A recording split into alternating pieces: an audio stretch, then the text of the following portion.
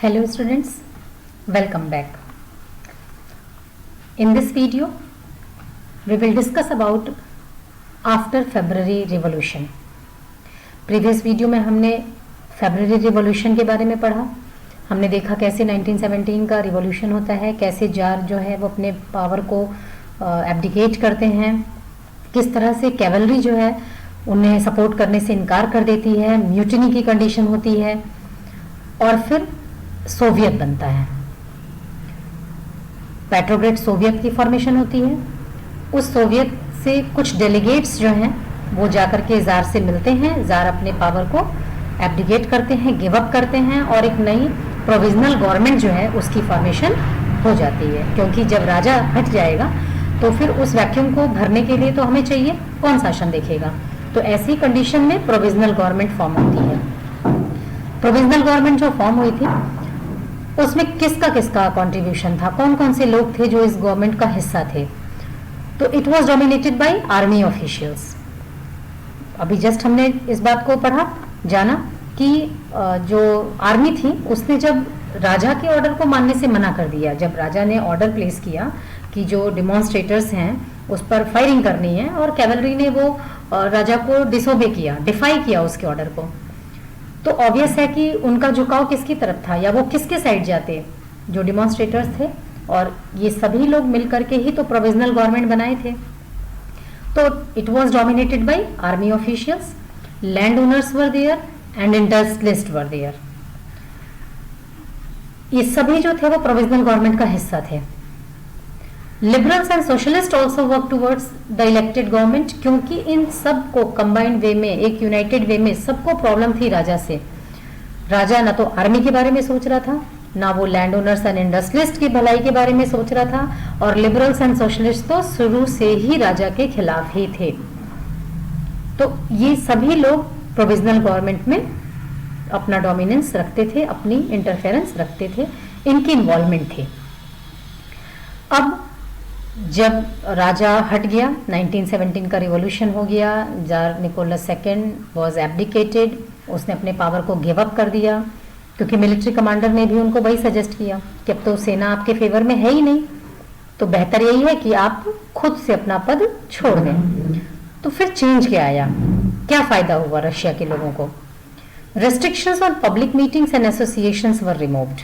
जो भी public meetings पर रेस्ट्रिक्शंस लगी हुई थी, जो भी एसोसिएशंस फॉर्म करने पर रेस्ट्रिक्शंस लगी हुई थी, एसोसिएशन फॉर्मेशन को इलीगल बताया जाता था, ये सारे रेस्ट्रिक्शंस हटा दिए गए.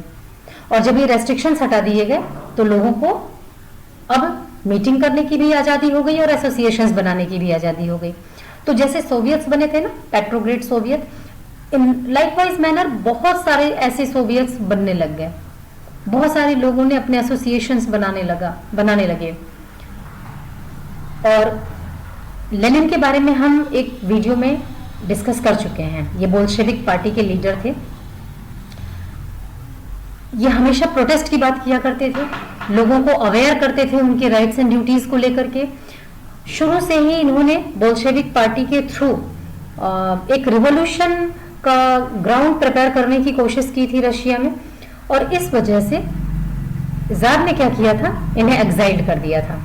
रशिया में इन्हें रहना अलाउड नहीं था, तो ये सर्बिया और दूसरी जगहों पे जाकर के रहते थे. लेकिन जब इन्हें ये खबर मिली कि अब रशियन रिवॉल्यूशन हो चुका है, जार हैज बीन एब्डिकेटेड, अब प्रोविजनल गवर्नमेंट जो है रूल कर रही है, तो इन्होंने फिर वापसी की रशिया में. 1917 में, अप्रैल 1917 में ये वापस आते हैं Russia. And he believed that it was time for Soviet to take over power. और आने के साथ से ही इन्होंने अपनी मंशा जाहिर कर दी, अपनी इच्छा जाहिर कर दी, अपनी डिजायर को बता दिया सबको कि ठीक है, प्रोविजनल गवर्नमेंट ने एक बहुत इंपॉर्टेंट रोल प्ले किया है.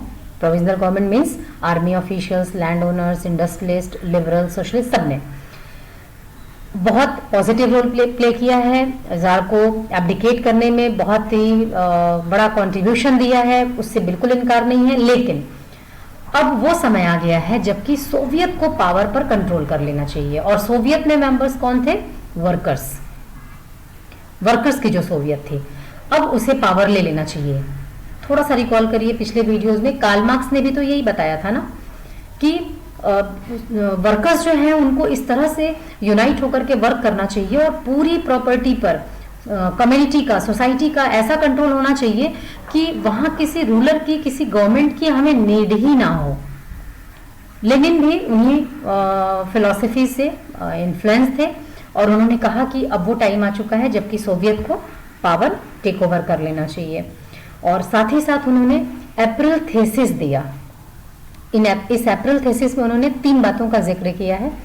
वो कौन सी 3 बातें हैं, अप्रैल थीसिस क्या है, क्यों उन्होंने दिया, क्या था अप्रैल थीसिस, इन सारी चीजों को हम नेक्स्ट वीडियो में पढ़ेंगे।